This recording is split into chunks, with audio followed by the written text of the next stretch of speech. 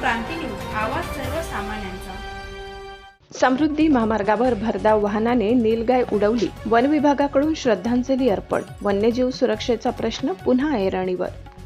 खर्डी विभागातील समृद्धी महामार्गावर भरधाव वाहनाच्या धडकेत एका नीलगाईचा दुर्दैवी मृत्यू झाल्याची धक्कादायक घटना घडली आहे। या घटनेमुळे परिसरात हळहळ व्यक्त होत असून वन्यजीवांच्या सुरक्षेबाबत पुन्हा एकदा प्रश्नचिन्ह निर्माण झाले आहे।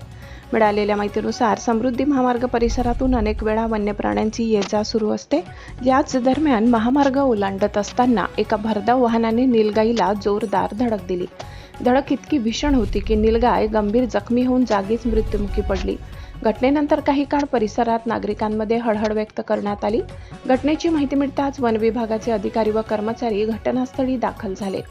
वन विभागाच्या कर्मचाऱ्यांनी घटनास्थळाची पाहणी करून आवश्यक कार्यवाही केली।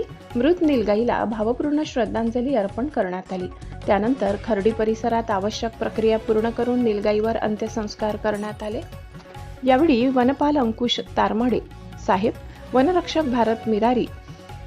वनरक्षक भारत खिरारी, कैलास मोकाशी, कविता पाटील मॅडम, शोभना खाडे मॅडम, रमेश मागी, मोरेदादा साहेब तसेच हरणे मॅडम, वनमजूर उत्तम चौरे उपस्थित होते। वन विभागाच्या कर्मचाऱ्यांनी वन्यजीवांप्रती संवेदनशीलता दाखवत नीलगाईंना श्रद्धांजली अर्पण केली। समृद्धी महामार्गावर वन्य प्राण्यांच्या अपघाताच्या घटना अधूनमधून घडत असल्याचे चित्र दिसून येत आहे।